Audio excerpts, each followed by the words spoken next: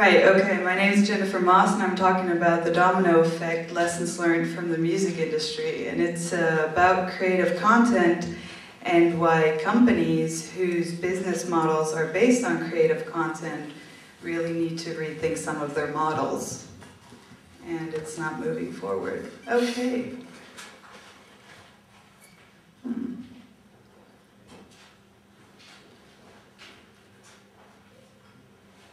Dominio hier.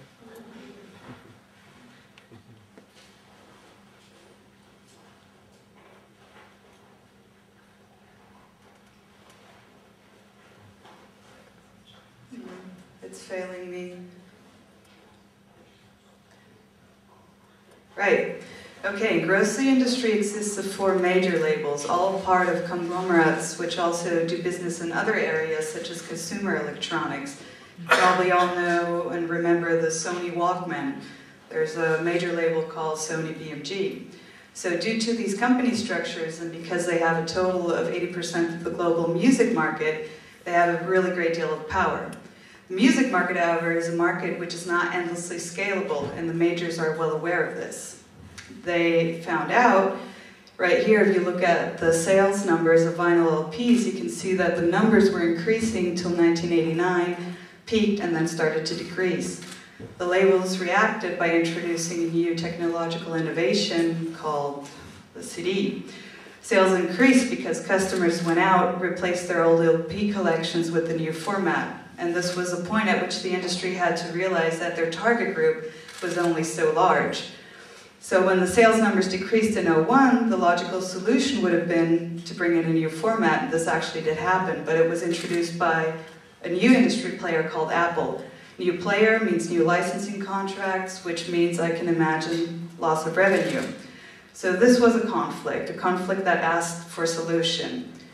And the labels and the artists had different ideas and concepts how to deal with this problem and parted ways.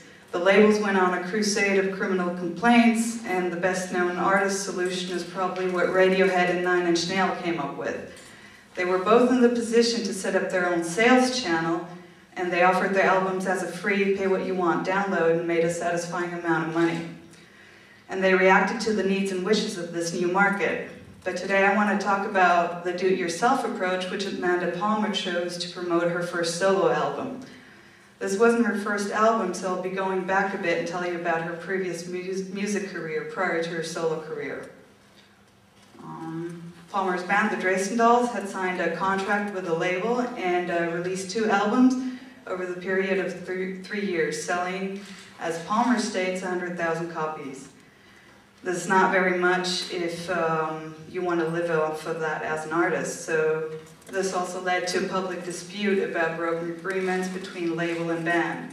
And the Dresden Dolls decided to go on a break, and Palmer recorded her solo album, which, however, she had to release with her old label, who she was trying to get dropped from.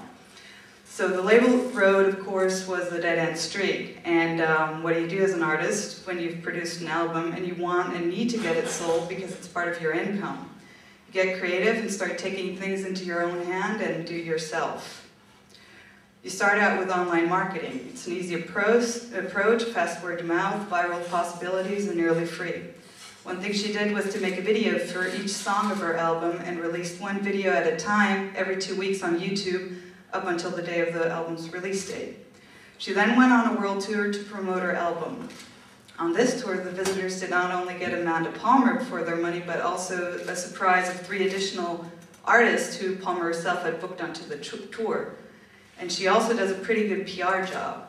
Her blog, Facebook, Twitter, MySpace, YouTube, and Facebook account keep her in the public eye, and her tweets from the Golden Globe this year even got her mainstream press coverage. But before her tour, she also did a free live video concert podcast. And she knows how to manage customer relationship. She has free live video podcasts, live shows with surprises and add-ons, and free Twitter Ninja gigs, means satisfied customers. So she does this so well that she even introduced a new product.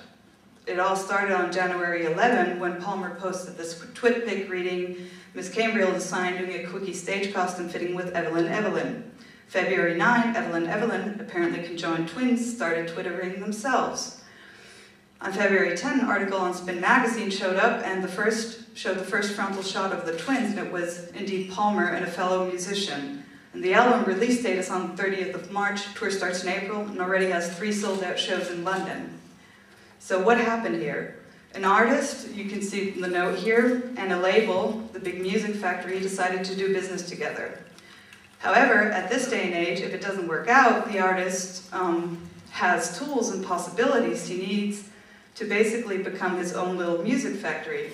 He can distribute his music, gets to keep full control of copyright, and which in the long run is a lucrative bit, and if a small, low-scale artist like Amanda Palmer can pull this off, imagine what someone like Lady Gaga could do if she decided to break with her label. That's it.